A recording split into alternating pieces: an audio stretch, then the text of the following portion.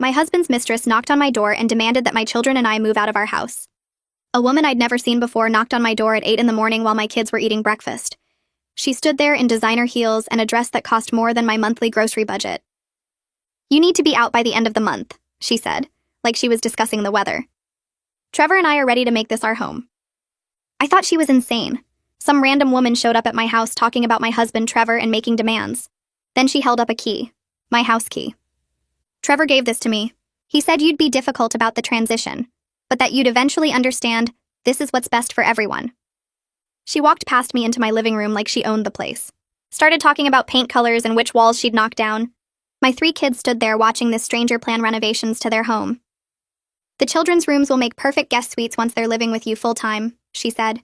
Trevor promised they'd only visit on holidays.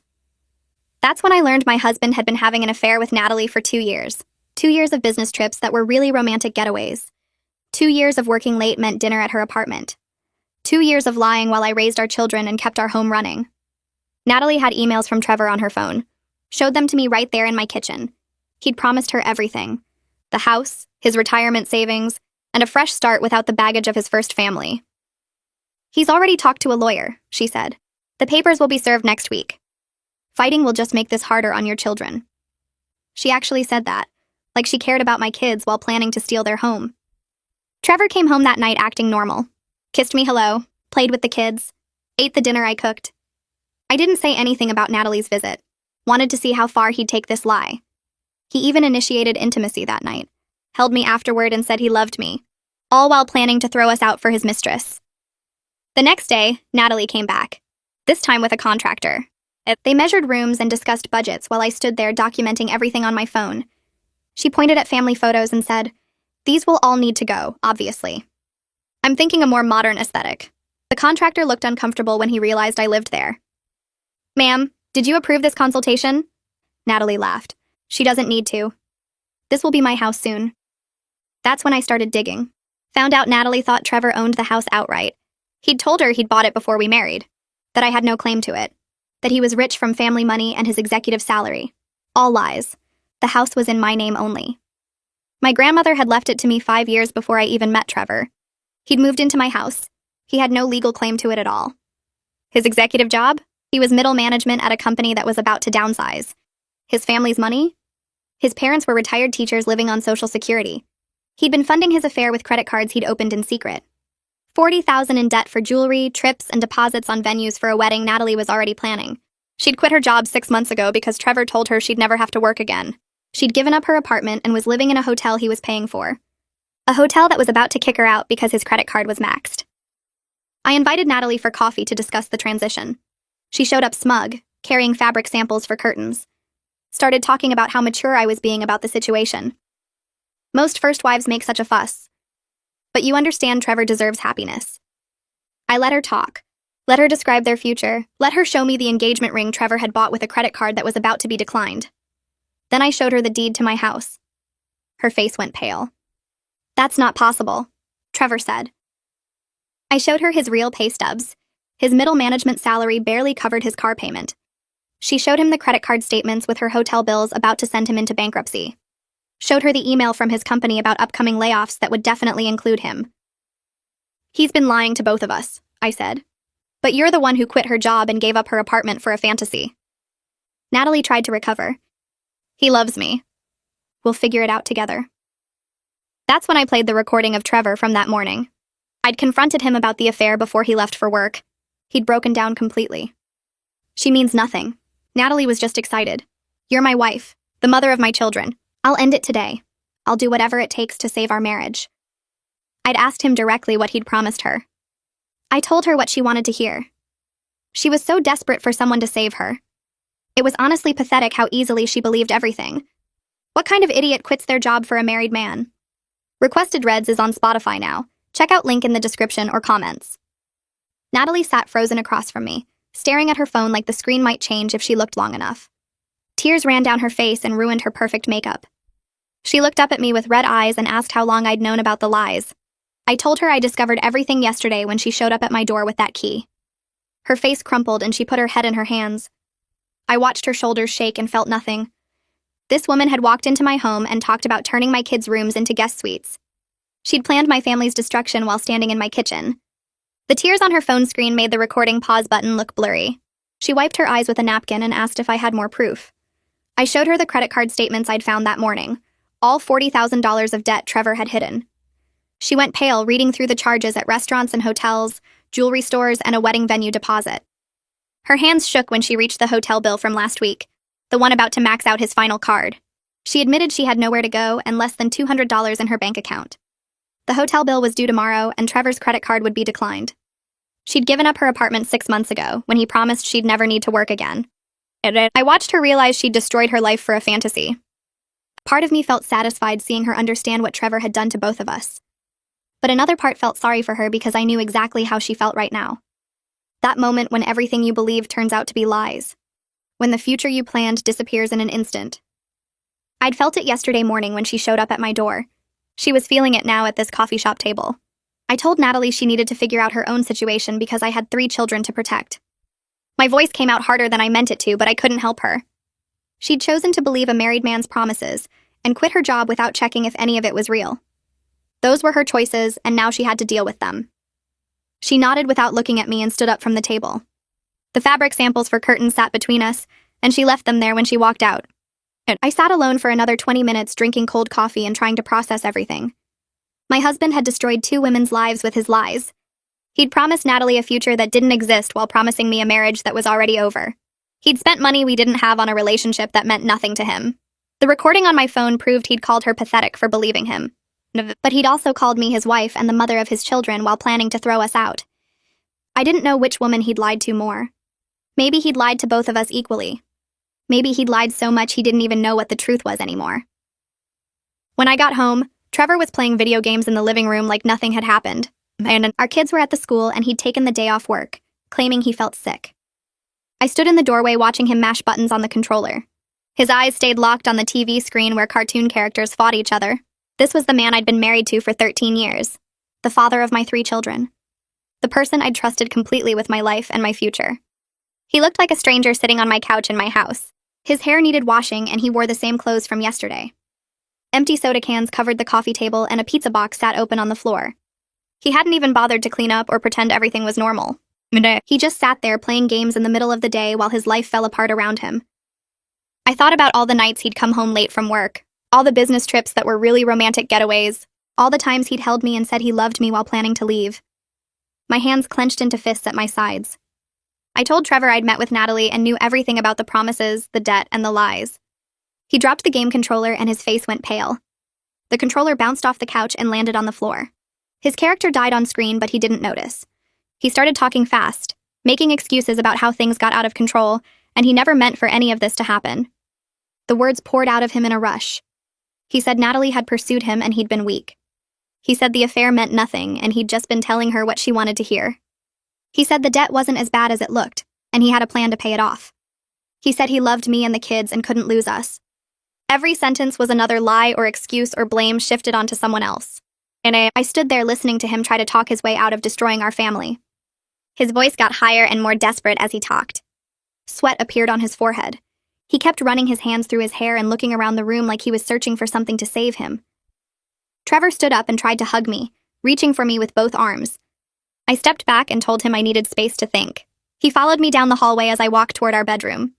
His voice rose as he pleaded his case, saying he'd do anything to fix this. I grabbed an overnight bag from the closet and started packing clothes. He stood in the doorway talking about counseling and second chances and how every marriage had problems. I packed pajamas for the kids and their toothbrushes from the bathroom. He followed me from room to room, his voice getting louder. I packed my laptop and phone charger. He grabbed my arm and I pulled away, telling him not to touch me. His face crumpled and he started crying, saying he couldn't lose me. I told him I was taking the kids to my sister's place for a few days, so I could figure out what to do next. He blocked the bedroom door and said we needed to talk this through right now. I told him to move. He didn't. I pulled out my phone and said I'd call the police if he didn't let me leave. He moved. I picked up the kids from the school early and told them we were having a sleepover at Aunt Lila's house. They climbed into the car excited, asking if they could stay up late and watch movies. Brandon wanted to know if Lila would make her famous pancakes for breakfast. Jimena asked if she could bring her stuffed animals. Solomon just kept saying he loved sleepovers.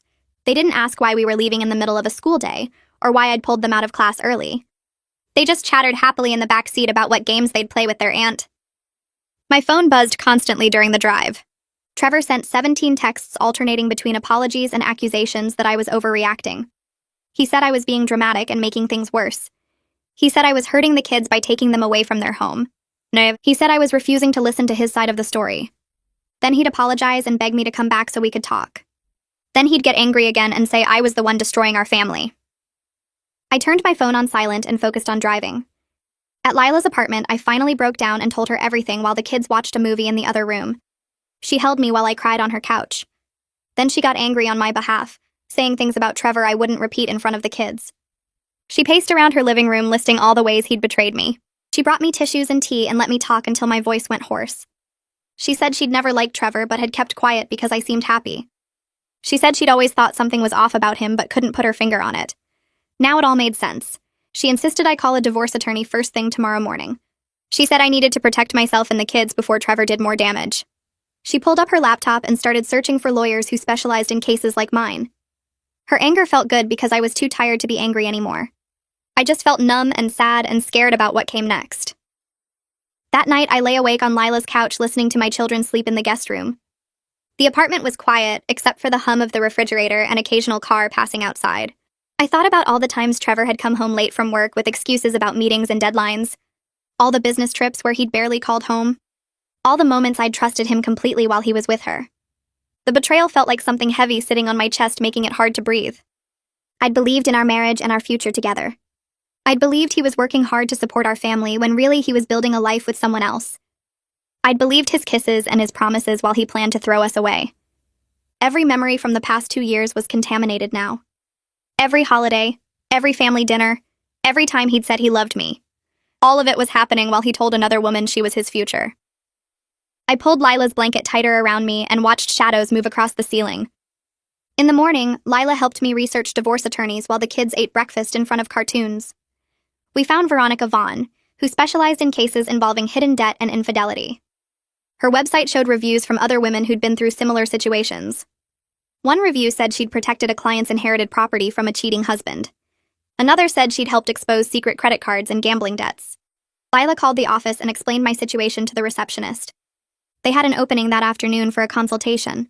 Lila said she'd watch the kids so I could go alone. I wrote down the address and appointment time. My hands shook holding the pen. This was really happening. I was hiring a divorce lawyer and ending my marriage. The kids laughed at something on TV, and I wondered how I'd explain this to them. The office building looked older than I expected. Pale brick with small windows and a parking lot that needed repaving. I checked the address twice before pulling in.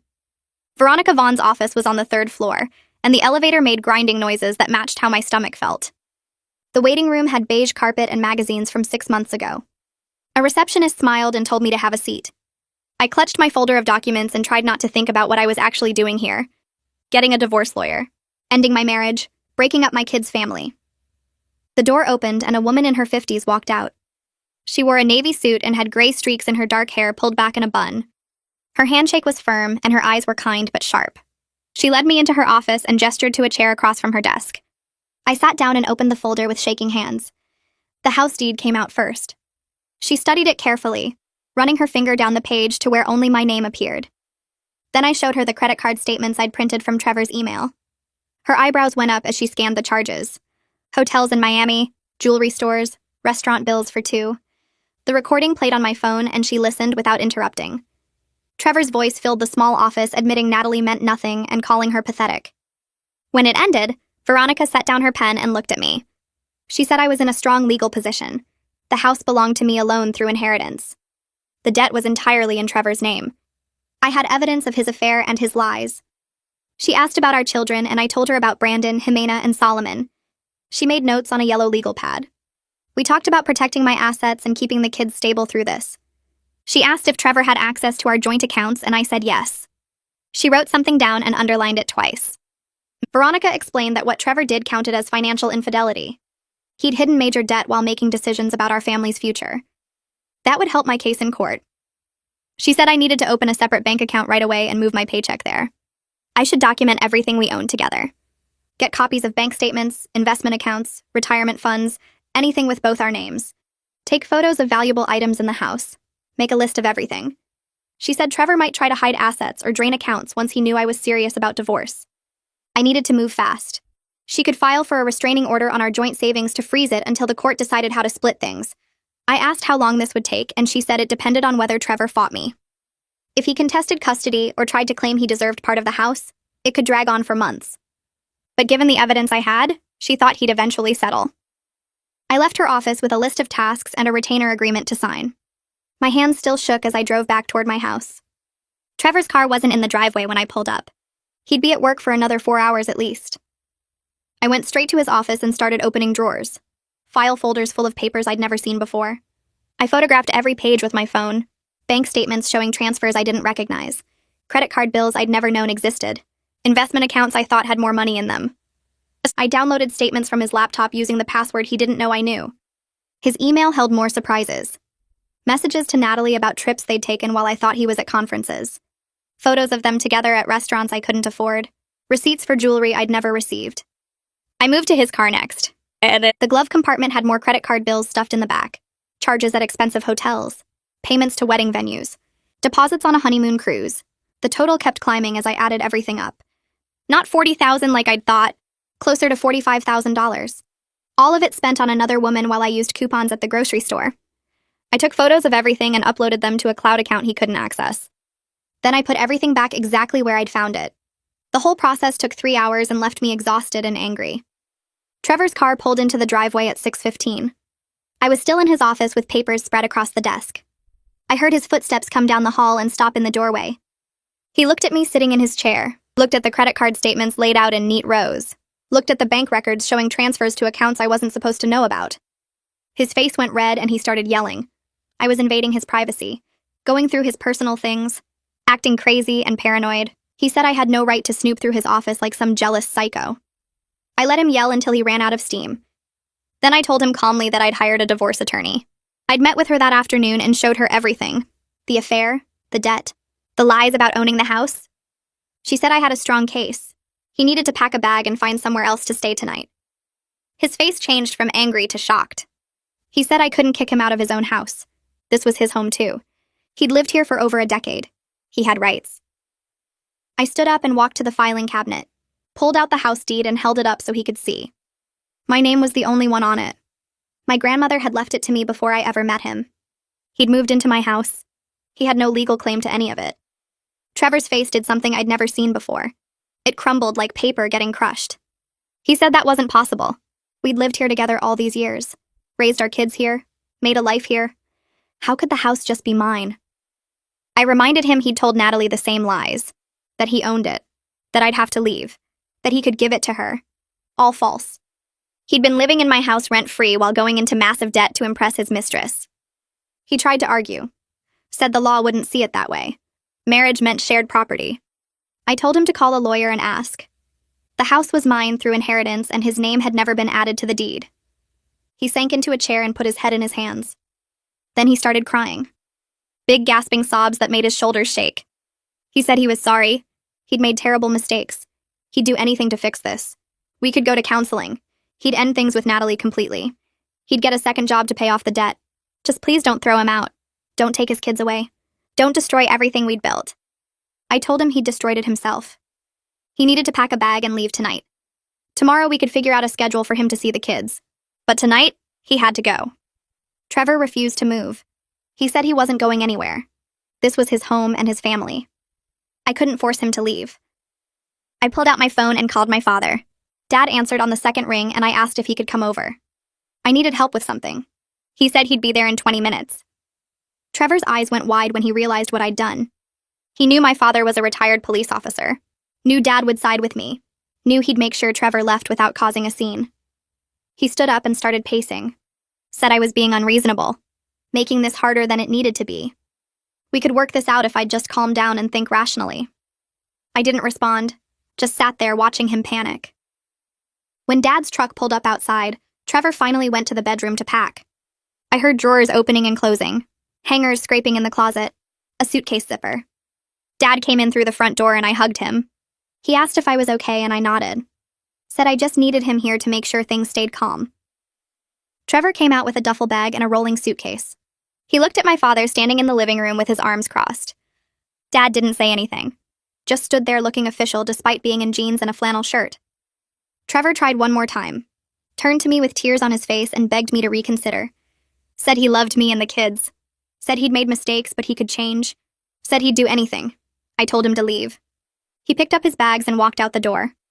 I watched through the window as he loaded them into his car. Watched him sit in the driver's seat for a long minute before starting the engine. Watched him back out of the driveway and disappear down the street. Dad put his hand on my shoulder and asked where I thought Trevor would go.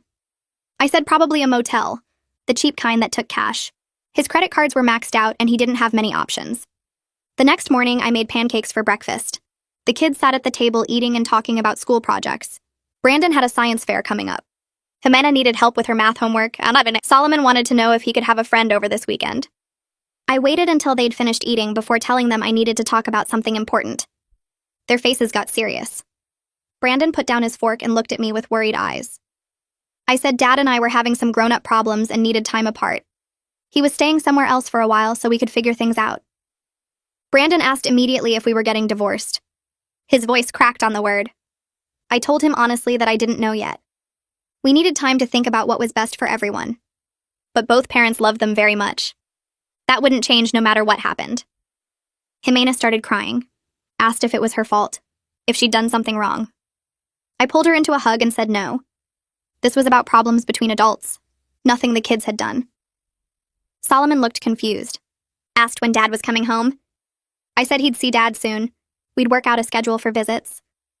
Brandon pushed back from the table and said he knew something was wrong. He'd heard us fighting, seen Dad sleeping on the couch. He wasn't stupid. I apologized for not telling them sooner. Said I was trying to figure things out before worrying them. He said that made it worse. Now he didn't know what to believe. I drove the kids to the school and watched them walk into the building. Brandon didn't look back. Jimena wiped her eyes before going in. Solomon waved from the doorway. Then I headed back to Veronica's office for our second meeting. She had paperwork ready for me to sign.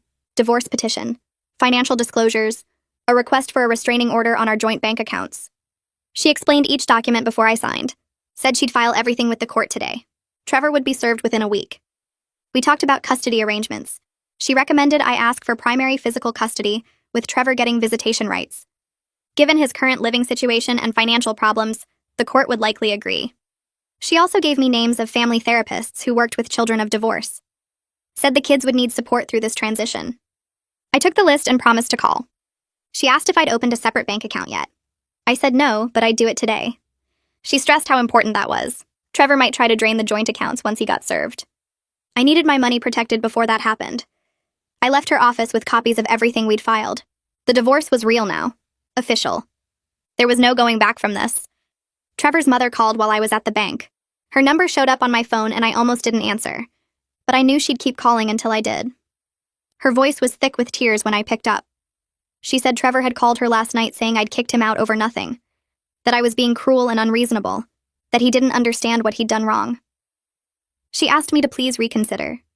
To think about the children and the family we'd built together. I took a deep breath and told her the truth. About the affair with Natalie. About the lies he'd told both of us. About the $45,000 in secret debt he'd racked up. About him promising to give my house to another woman. There was silence on the other end of the line.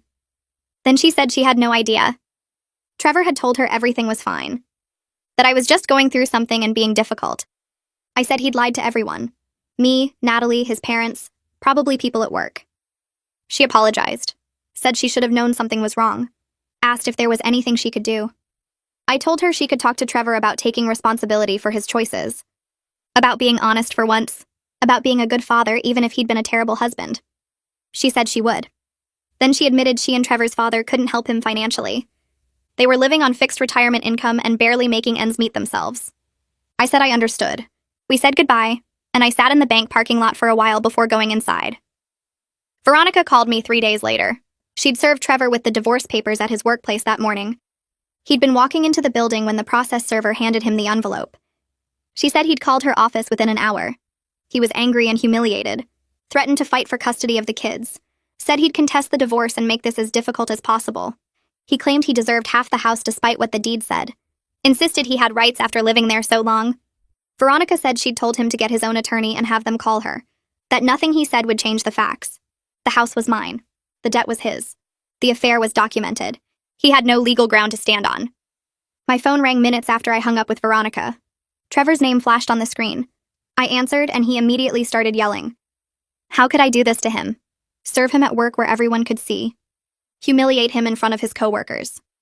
I was destroying his reputation and his career. I said calmly that he'd destroyed those things himself. The divorce papers just made it official. He said he'd fight me for everything. The kids, the house, whatever money was left. I'd regret treating him this way. I told him to have his lawyer contact mine and ended the call.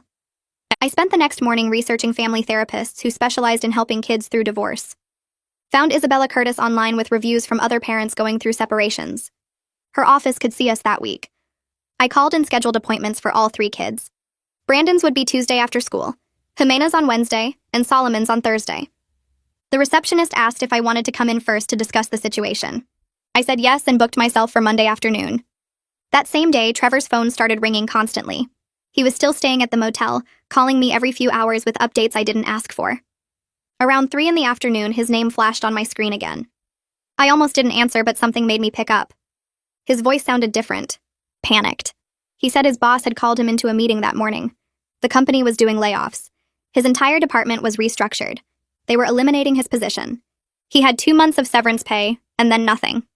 He started talking fast, saying we needed to stop the divorce proceedings, that we could work this out, that he'd made mistakes, but losing his job changed everything. We needed to be practical about our situation. I listened to him spiral for about 3 minutes before I interrupted. I told him the divorce was happening regardless of his employment status, that his job situation was his problem to solve, not mine. He got quiet. Then he asked if I understood what this meant for child support, for the kid's future. I said I understood perfectly, that he should have thought about consequences before he racked up $45,000 in debt and destroyed our marriage. He hung up on me. My phone buzzed with a message request on social media that evening. Natalie's profile picture showed up in my notifications.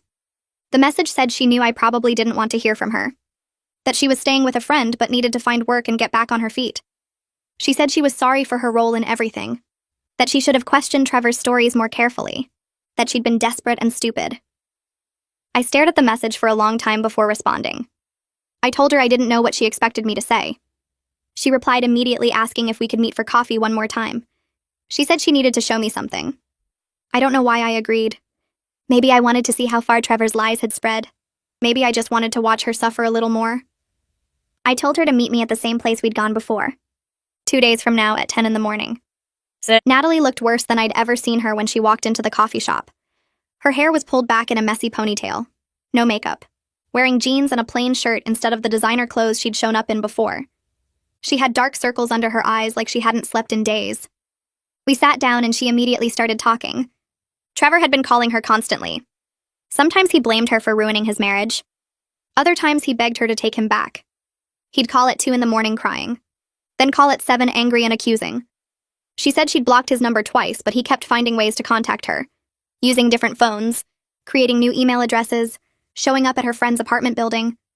She pulled out her phone and opened her messages. Started scrolling through texts from numbers she didn't recognize. All from Trevor. All saying the same desperate things in different ways. I read through the messages she showed me. Trevor was telling her I was being unreasonable, that I'd kicked him out over nothing, that he still loved her, and they could still be together once he sorted out the divorce.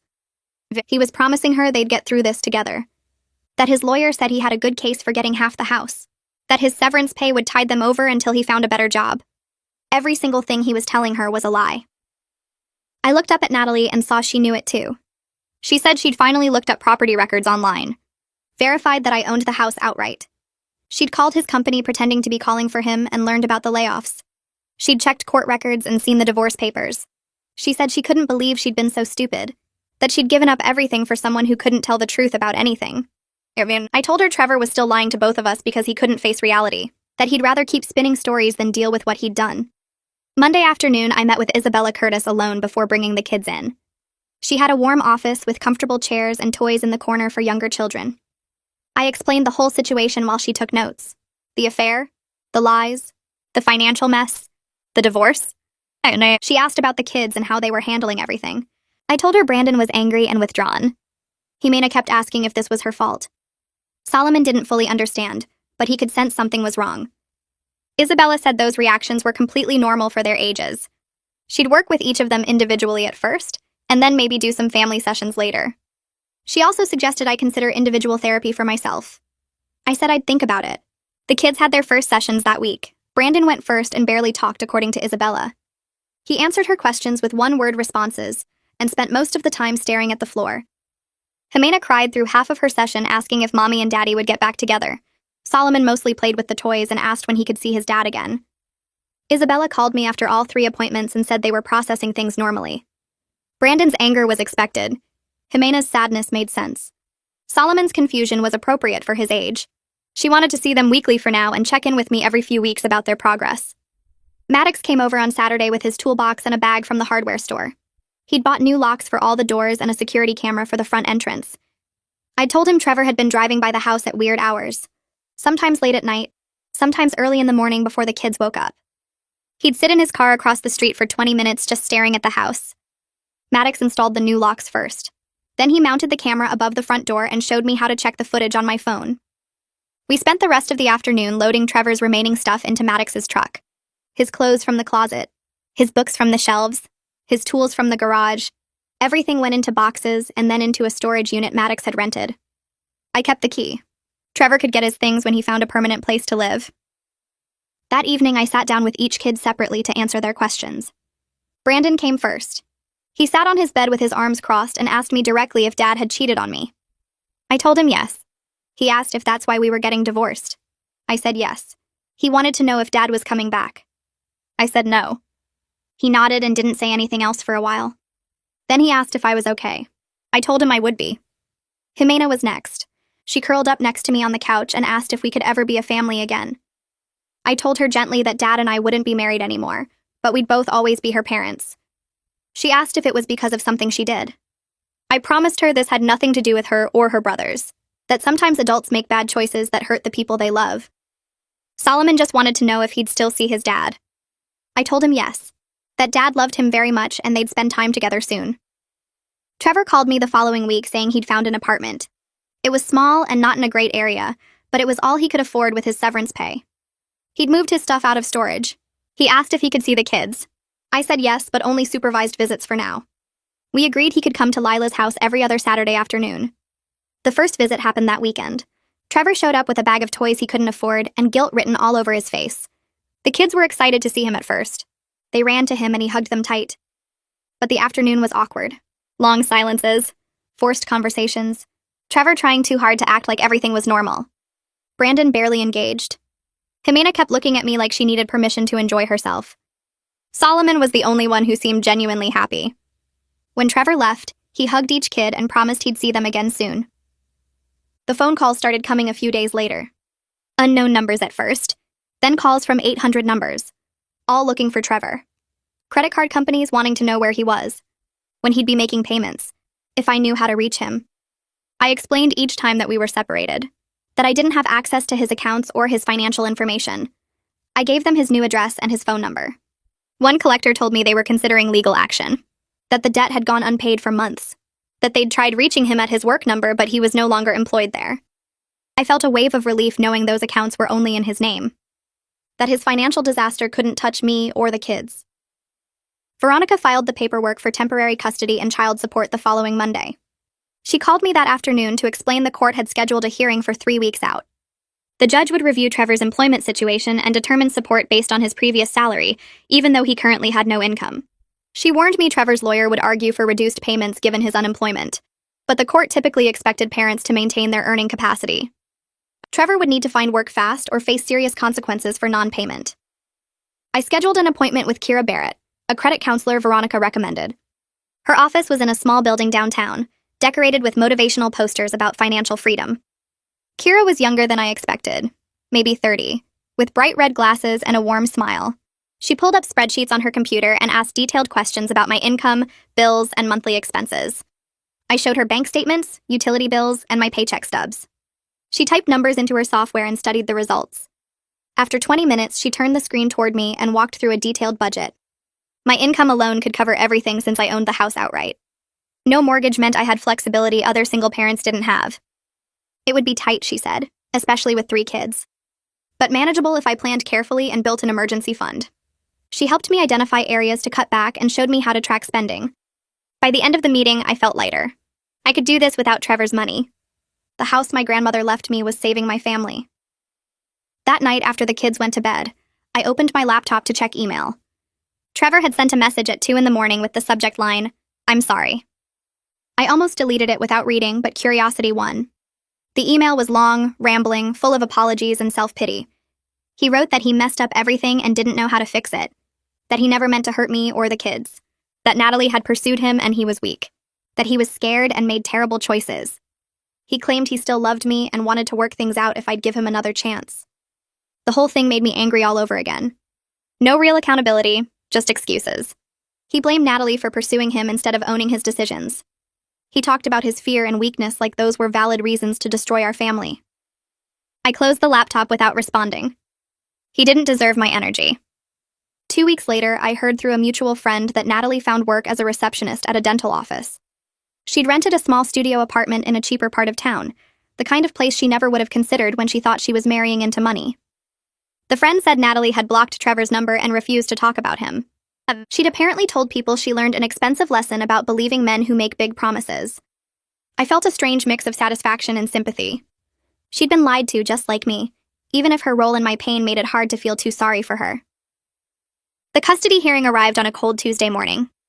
I wore a simple dress and minimal makeup, wanting to look responsible and stable. Veronica met me outside the courtroom and reviewed what to expect. Trevor sat across the room with his lawyer, looking defeated in a wrinkled suit. His hair needed cutting and he'd lost weight. The judge was a stern woman in her 50s who reviewed our case with no visible emotion. She asked Trevor about his job search and he stammered through an explanation about applications and interviews. She asked me about childcare arrangements and I described the kids' routine, their schools, their therapy sessions with Isabella. After an hour of questions and testimony, the judge granted me primary physical custody. Trevor would get supervised visitation every other weekend at a location we'd agree on. The judge also ordered child support based on Trevor's previous income, not his current unemployment. His lawyer objected, but the judge was firm. Trevor had voluntarily left his job, and the court expected him to maintain his earning capacity. He looked like he might cry as the judge dismissed us. I walked out feeling relieved but not victorious. This was just the beginning of a long process. I started individual therapy the next week. My therapist was an older woman named Dr. Smith who specialized in divorce and family trauma. She asked me to describe my feelings about the marriage ending, and I found myself crying within the first 10 minutes. I'd been holding everything together for the kids, staying strong and practical. But sitting in her quiet office, I finally let myself feel the grief. Dr. Smith helped me understand I wasn't just mourning the relationship, but the future I thought we'd have together. The plans we'd made, the life I'd imagined, all of it was gone. She validated my anger while also pushing me toward acceptance. She said it was okay to be furious at Trevor for what he did. But eventually, I'd need to process that anger and move forward for my own peace. The sessions became a safe place to be honest about my pain, without worrying about how it affected my kids. Trevor called me 3 weeks after the hearing to say he'd found a job. Sales position at a car dealership, commission-based, paying less than his previous salary but giving him some income. He immediately complained about how unfair the child support order was, how he could barely afford rent and basic expenses after the payment came out. I reminded him these were consequences of his own choices. He created the debt, had the affair, lost his job through his own actions. The judge's order wasn't unfair, it was holding him accountable. He got quiet and then asked if we could talk about reducing the amount. I said no and ended the call. Veronica had already told me the court was unlikely to modify the order this quickly anyway. The kids started their new routine of visiting Trevor every other weekend at Lila's house. She'd agreed to supervise until the court decided Trevor could have unsupervised time. The first few visits were awkward. Brandon barely talked to his father, clearly still angry about everything that happened. Jimena tried to act normal, but Isabella said she was struggling with divided loyalty, wanting to love her dad, but feeling like that betrayed me. Solomon was the only one who seemed genuinely happy during visits, too young to fully understand the complications.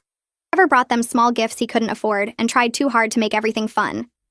The kids came home exhausted from the emotional effort of pretending things were okay.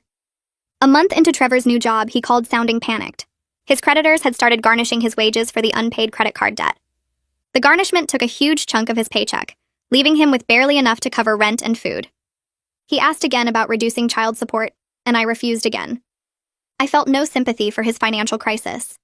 He'd created it by lying and spending money he didn't have on an affair. Veronica confirmed the court wouldn't modify the order this soon, especially since his financial problems were self-inflicted. Trevor would have to figure out how to live on what was left after his obligations were met. 2 weeks later, a thick envelope arrived from a bankruptcy attorney named Antonio Hodges. The letter explained Trevor was filing for Chapter 7 bankruptcy to discharge the credit card debt. I called Antonio's office immediately, worried this might affect me somehow. Antonio was patient and professional, explaining the bankruptcy was Trevor's alone since the debt was only in his name. It wouldn't touch my credit or my assets. The discharge would eliminate Trevor's obligation to the credit card companies, but wouldn't affect child support or any other court-ordered payments. I hung up feeling grateful all over again that I'd kept my finances separate from Trevor's. His financial disaster was his problem, not mine or the kids. Dad came over on a Saturday morning with a yellow notepad and his reading glasses. We sat at the kitchen table while the kids watched cartoons in the living room. He'd already looked at my budget spreadsheet and made notes about where I could cut back and where I had some flexibility. We started with the basics, figuring out exactly how much I could put away each month without making life hard for the kids. It wasn't much, maybe $100 split 3 ways into separate savings accounts. Dad showed me how compound interest worked over 10 years, drawing little graphs on his notepad. The numbers looked small now, but they'd grow. Brandon would be starting college in 6 years and every dollar mattered. Dad told me about 529 plans and tax advantages I didn't understand. He explained it twice until it made sense. We set up automatic transfers so I wouldn't have to think about it each month. The money would move from checking to savings before I could spend it on something else. Dad looked at me across the table and said he was proud of how I handled everything. That I protected my children and kept my head clear when most people would have fallen apart. His words made my throat tight. I'd felt like I was barely holding things together, just reacting to each new crisis. But Dad saw strength I didn't know I had. He squeezed my hand and said my grandmother would be proud too. She'd left me the house knowing I'd need that security someday. Maybe she'd known better than I did what kind of man Trevor would turn out to be. Friday afternoon, Trevor texted saying he couldn't take the kids this weekend. Said he had the flu and didn't want to get them sick. I stared at the message knowing it was probably a lie. He'd been getting more withdrawn lately, showing up to pickups looking exhausted and defeated. The kids were already packed, excited to show him their school projects. I called them into the kitchen and explained Dad wasn't feeling well. Brandon's face went hard. He said he knew this would happen, that Dad would start flaking out on them. Jimena looked like she might cry but held it together. Solomon just asked if they could still go next weekend instead. I tried to sound positive, telling them Dad loved them and would never miss a visit unless he was really sick. Brandon wasn't buying it. He said Dad let everyone down. That's what he did. I wanted to defend Trevor but couldn't find the words. My son was right. Trevor had a pattern of disappointing people when things got hard. I suggested we have a movie night instead. Order pizza and make it special. The kids agreed, but the excitement was gone. They went back to their rooms to unpack while I texted Trevor back saying I hoped he felt better. He didn't respond. Later that night, I heard Brandon on the phone with Trevor, his voice tight with anger. I stood outside his door listening. Brandon told his father he didn't believe the flu story, that everyone could tell he was just depressed about his life. Trevor must have said something because Brandon got quiet. Then my son said something that broke my heart. He told Trevor he was tired of making excuses for him to Jimena and Solomon, that the younger kids still believed Dad was a good person, but Brandon knew better. He hung up without saying goodbye. 3 weeks later, Veronica and I sat in a conference room with Trevor and his attorney for mediation. The mediator was a woman in her 50s who spoke in calm, measured tones.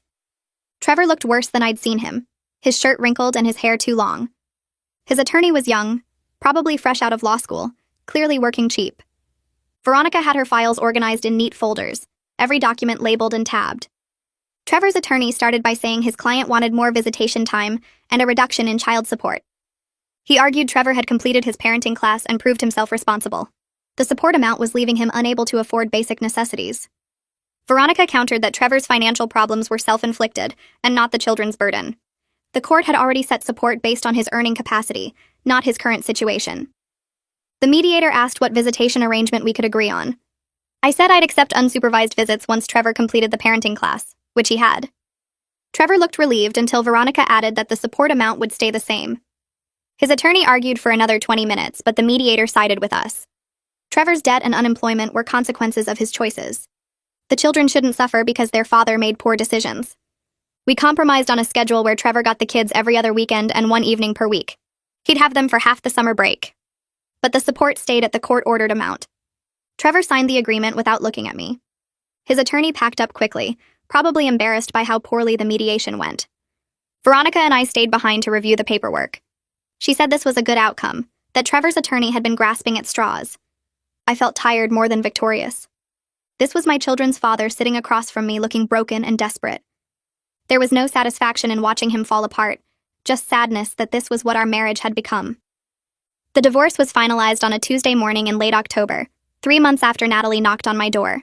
I wore a navy dress and carried a folder with copies of everything. Trevor sat with his cheap attorney at the other table. The judge reviewed the settlement agreement and asked if we both understood the terms. We both said yes. She asked if either of us wanted to contest anything. We both said no. The judge signed the papers and declared our marriage dissolved. It took less than 15 minutes. I felt relief wash over me mixed with this weird sadness I hadn't expected. This was really over. 13 years of marriage ended with a judge's signature and a few questions. I looked at Trevor across the courtroom and barely recognized him. He'd aged 10 years and 3 months. His face was drawn, his eyes empty. He sat there with his attorney who couldn't afford a decent suit, facing the reality of everything he'd lost. His house that was never his wife who'd trusted him completely, his children who were learning to live without him, his financial security that had been built on lies and credit cards. The judge asked if there was anything else, and we both said no. Veronica gathered her papers and we left through the side door. Trevor and his attorney went out the front. I didn't try to talk to him. There was nothing left to say. I kept my married name when I filled out the paperwork at the DMV. The clerk asked if I wanted to change it back, and I said no. My kids had this last name, and I didn't want them confused about family identity. Didn't want them wondering why Mom had a different name on the school forms and permission slips. The house stayed solely in my name, exactly as it had been. Trevor had no claim to any of my assets. The settlement made that crystal clear. My grandmother's gift remained mine, protecting me and my children exactly as she'd intended. I drove home from the courthouse feeling strange, free but also unmoored. I'd been a wife for 13 years, and now I wasn't. That identity had shaped so much of my daily life. Now I had to figure out who I was as just me. Not Trevor's wife, not part of a couple. Just a single mother with 3 kids and a house and a job. The freedom felt good, but also scary. I pulled into my driveway and sat in the car for a few minutes. This was my house, my space, my life. Trevor had left the courthouse without speaking to me, just walked to his car and drove away. I wondered what he was thinking. If he regretted everything or just felt sorry for himself. If he blamed me for not forgiving him or finally accepted responsibility for his choices. I'd probably never know and realized I didn't need to. His thoughts and feelings weren't my problem anymore. A message from Natalie appeared in my inbox that evening. I almost deleted it without reading, but curiosity won. She said she was dating someone new, a guy who treated her well and was honest about his situation. He had his own place and a steady job and didn't make promises he couldn't keep. She thanked me for showing her the truth about Trevor, even though it was painful at the time. Said she'd learned an expensive lesson about believing men who made big promises. She hoped I found happiness and that my kids were doing okay. The message was short and genuine. I wrote back saying I was glad she'd moved on and wished her well. No hard feelings. We'd both been victims of Trevor's lies in different ways. She'd lost a job and an apartment. I'd lost a marriage and years of trust. Neither of us deserved what he'd done. I closed the laptop and didn't think about Natalie again. She was moving forward with her life, and I needed to do the same. Trevor finished his parenting class 6 weeks after the divorce was final. The court approved unsupervised visitation, and suddenly my kids were packing bags to stay at his apartment for the weekend. I helped them pack on Friday afternoon, making sure they had everything they needed. Solomon was excited, asking if Dad had toys at his new place. Jimena was nervous, asking if I'd be okay alone. Brandon was quiet, just throwing clothes in his bag without much care. I drove them to Trevor's apartment across town. It was in a complex near the highway, small and basic. Trevor met us in the parking lot and helped carry bags upstairs. I didn't go inside, just watched them disappear through the door. Then I drove home to an empty house. I paced the living room for an hour, checking my phone every few minutes. Made myself dinner but couldn't eat. Watched TV without paying attention. Went to bed early but couldn't sleep. This was the first night my children had spent away from me since the separation. The house felt too quiet. I kept thinking about them in Trevor's small apartment, wondering if they were comfortable, if he'd fed them properly, if he was being a good father or just going through the motions. Sunday evening, my phone rang and Trevor said he was bringing them back. They walked in looking tired but okay. Solomon ran to hug me, talking about the park Dad took them to. Jimena said the apartment was small but nice. Brandon pulled me aside and said it was fine, but Dad seemed sad all the time. The place was really small with one bedroom and a pull-out couch. Dad slept on the couch and gave them the bedroom. He'd tried to make it fun, but you could tell he was struggling. I hugged my son and told him I was glad he was home. My coworker Maria cornered me at lunch 2 weeks later saying I needed to get back out there. She had a friend, a nice guy named Noah, who was divorced with no kids. He was stable and funny, and she thought we'd get along. I said I wasn't ready, but she insisted. Just coffee, nothing serious. I agreed mostly to get her to stop asking. Noah met me at a coffee shop on Saturday afternoon while the kids were with Trevor. He was nice enough, average height with glasses and a friendly smile. We talked about our jobs and our divorces. He asked about my kids, and I spent the next 40 minutes talking about Brandon's grades and Jimena's art class and Solomon's soccer games. Noah listened politely, but I could tell he was losing interest. I couldn't help it. My kids were my whole life right now. When he asked about my hobbies, I realized I didn't have any. Everything I did revolved around the children. Noah paid for coffee and we said goodbye in the parking lot. He said it was nice meeting me but didn't ask for a second date. I drove home knowing I'd blown it but also not really caring. I wasn't ready to date. Wasn't ready to think about myself as anything other than a mother trying to keep her family stable. Maybe someday, but not now. Not when everything still felt so raw and complicated. Brandon came out of his therapy session with Isabella looking lighter somehow. We drove home and he told me he'd been talking about his anger toward Trevor. Isabella helped him understand that being mad at Dad was okay, but it didn't mean he had to stop loving him. That people could make terrible choices and still be worth caring about. Brandon said he understood Dad made bad choices, but he was still his father. That didn't erase everything good from before. I pulled into our driveway and turned to look at my son. Told him it was completely okay to love his dad while also being disappointed in his actions. That both feelings could exist at the same time. Brandon nodded and said Isabella told him the same thing. He was trying to forgive Dad, but it was hard. I hugged him and said forgiveness took time, that he didn't have to rush it or force it. His feelings were valid, whatever they were. Brandon went inside to do homework, and I sat in the car thinking about my own feelings toward Trevor. I wasn't sure I'd ever forgive him completely, but I could accept what happened and move forward. That seemed like enough for now. Thanksgiving was coming, and I had to figure out custody schedules for the first time. Trevor called asking if he could have the kids for Christmas morning. I said no immediately. That tradition was mine, and I wasn't ready to give it up. He argued that he deserved time with them on the actual holiday. I countered that he'd destroyed our family and lost the right to make demands about Christmas.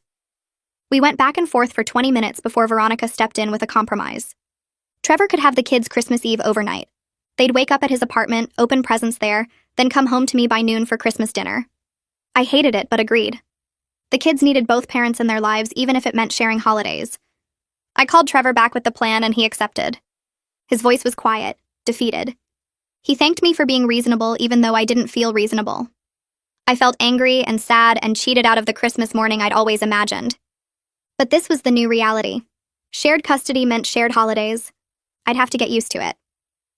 Christmas Eve arrived, and I watched my kids pack their overnight bags for Trevor's apartment. Brandon folded his clothes carefully. Jimena stuffed her favorite stuffed animals into her backpack, and Solomon kept asking if he could bring all his toys. I helped them gather everything they needed while trying to keep my emotions in check.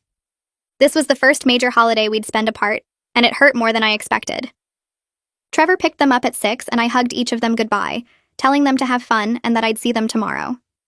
The house felt empty after they left. I sat on the couch staring at the Christmas tree we'd decorated together, all their handmade ornaments hanging from the branches. My sister called to check on me, and I told her I was fine even though I wasn't. I went to bed early, not wanting to think about my kids waking up somewhere else on Christmas morning. They came home at noon the next day, talking excitedly about the presents their dad got them. Brandon got a new gaming system, Jimena got art supplies, and Solomon got a giant box of building blocks. They were happy, and that's what mattered. I made Christmas dinner, and we opened more presents around our tree. The day felt different, but not bad. Just different. We were figuring out how to make this work.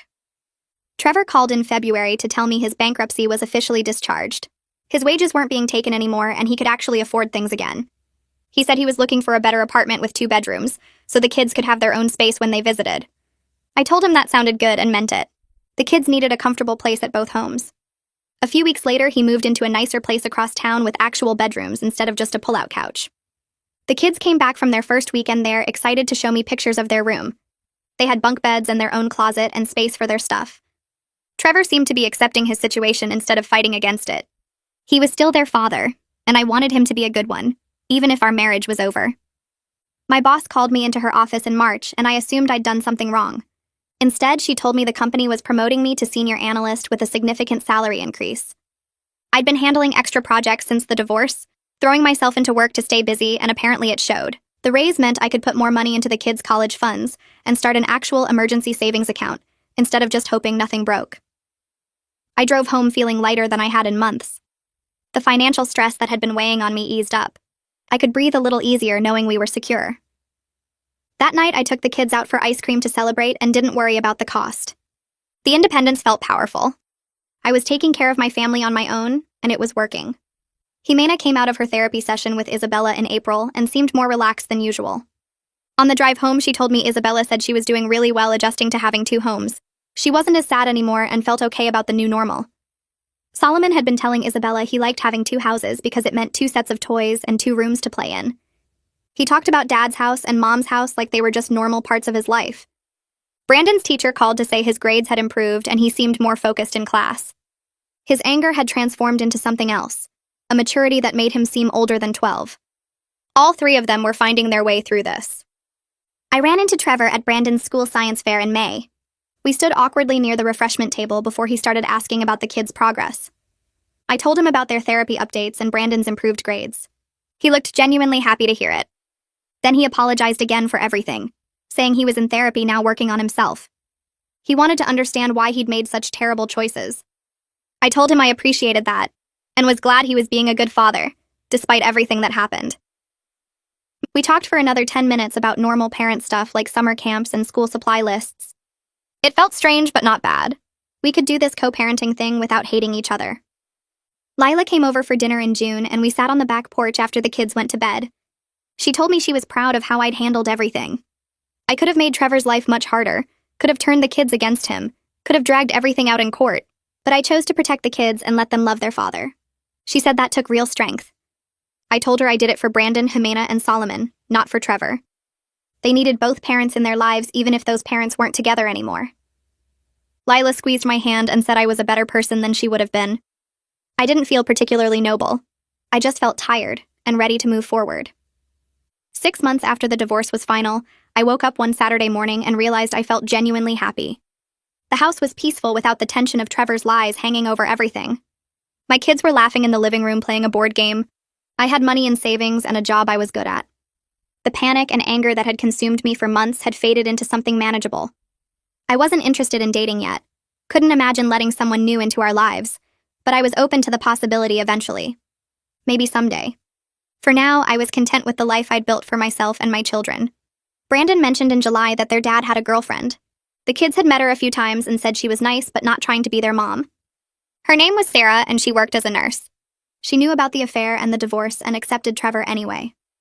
I felt relieved hearing that. Trevor had found someone appropriate who understood his situation. He wasn't repeating his pattern of lies and manipulation. The kids seemed comfortable with her, which was all that mattered. I didn't need to meet Sarah or be friends with her. I just needed to know she was treating my children well. I used money from my promotion to take the kids on vacation to the beach in August. We spent a week building sandcastles, collecting shells, and swimming in the ocean. Brandon taught Solomon how to body surf, and Jimena found a perfect sand dollar she wanted to keep forever. We ate ice cream for dinner one night and stayed up late watching movies. On the last evening, Brandon and I walked along the shore while the younger two played in the sand. He told me this was the happiest he'd seen me in forever. I realized he was right. I was happy. Actually happy. Not just pretending for their sake. Isabella called in September to discuss the kids' progress. They were adjusting well to their family structure and didn't need weekly therapy anymore. She recommended monthly check-ins just to make sure everyone stayed on track. The kids had done the work and come through it okay. I scheduled my own therapy appointment for later that week because I wanted to keep processing everything. The sessions helped me plan for the future instead of dwelling on the past. And I was building a new life and I needed support to do it right. I called the bank in October to ask about refinancing options. The house needed some repairs and I'd taken out a small mortgage to cover the work. My credit was solid and the interest rates had dropped since I'd originally borrowed the money. The loan officer scheduled an appointment with an appraiser to evaluate the property's current value. He arrived on a Tuesday afternoon with his clipboard and measuring tape, walking through each room and taking notes. He examined the kitchen renovations, the updated bathrooms, and the new roof I'd installed last spring. When he finished his assessment, he told me the house had increased in value by almost 30% since my grandmother had left it to me. The neighborhood had become more desirable, and properties like mine were selling quickly. I sat at the kitchen table after he left, thinking about my grandmother and how she'd worked her entire life to buy this house. She'd paid it off years before she died and made sure it went directly to me, not to my parents who might have sold it. She'd given me security I didn't even understand until Trevor tried to take it away. The refinancing went through within 3 weeks, and my monthly payment dropped by $200. That money went straight into the kids' college fund. Trevor sent me a text in November asking if we could switch to a shared calendar app for coordinating the kids' schedules. He'd missed a soccer game because I'd told him about it through email, and he claimed he hadn't seen the message. I downloaded the app and started entering all the kids' activities, medical appointments, and school events. He did the same with his visitation schedule and any plans he made with them. We kept our messages focused entirely on logistics. No personal comments, no discussions about our failed marriage, just information about Brandon, Jimena, and Solomon. It worked surprisingly well. I could see when he planned to pick them up, what activities he'd scheduled during his weekends, and any changes to his availability. He could see the same from my end. We weren't friends, and we'd never be friends, but we'd figured out how to cooperate for the sake of our children. The anger I'd felt for so long had faded into something manageable. I didn't hate him anymore. I just felt nothing when I thought about him, which seemed like progress. The following October marked a year since the divorce was finalized. My sister suggested I host a dinner party to celebrate moving forward with my life. I invited Lila, Remy, Maddox, and a few close friends who'd supported me through everything. I spent the afternoon cooking and setting the table, feeling genuinely excited about having people in my house for something happy. The kids helped me arrange flowers and put out the good dishes. Everyone arrived around 6, bringing wine and desserts and filling the house with conversation and laughter. My father stood up halfway through dinner and raised his glass. He talked about resilience and new beginnings, about how proud he was of the way I'd protected my children and rebuilt our lives. He said I'd shown incredible strength, and he knew my grandmother would be proud. I looked around the table at my kids, my sister, my brother, my parents, and the friends who'd stayed by my side. I had everything I truly needed right there in that room. The life I'd built wasn't the one I'd planned, but it was good, and it was mine, and nobody could take it away from me. I tucked Solomon into bed one night in late October after reading him his favorite story. He looked up at me with his serious 6-year-old expression and told me he was happy even though things were different now. He said he loved both his parents and liked having 2 homes where people wanted him. He got to have 2 Christmases and 2 birthdays, and Dad's apartment had a pool. I kissed his forehead and smoothed his hair back, feeling my chest tighten with emotion. We'd all survived this crisis and come out stronger on the other side. My kids were okay. They were more than okay. They were thriving despite everything that had happened. I turned off his light and stood in the doorway for a moment, watching him settle into sleep. Then I went downstairs to my own life, my own home, my own future that belonged entirely to me.